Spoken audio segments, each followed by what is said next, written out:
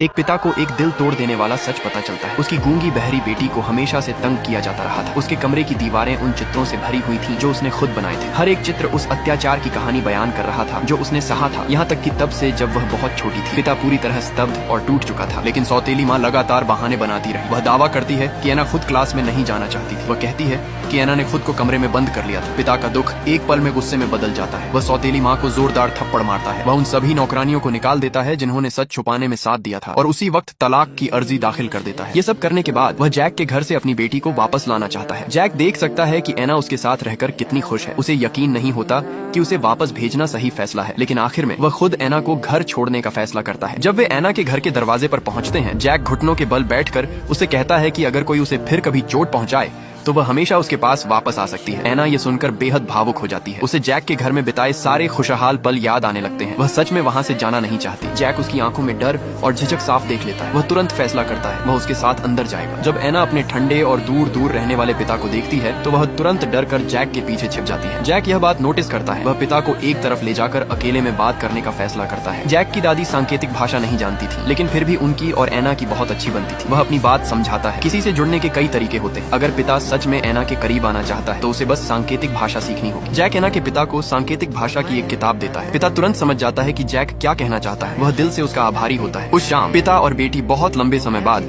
पहली बार साथ बैठकर खाना खाते हैं। पिता फैसला करता है कि वह अपनी अगली बिजनेस ट्रिप पर एना को भी साथ ले जाएगा। एना अपने पिता को टूटी फूटी सांकेतिक भाषा करने की कोशिश करते हुए देखती है। वह अपनी हंसी रोक नहीं पाती। ये पहली बार था जब पिता ने अपनी बेटी को अपनी तरफ देखकर मुस्कुराते हुए देखा था। वह पूरी तरह हैरान और खुशी से भर जाता है।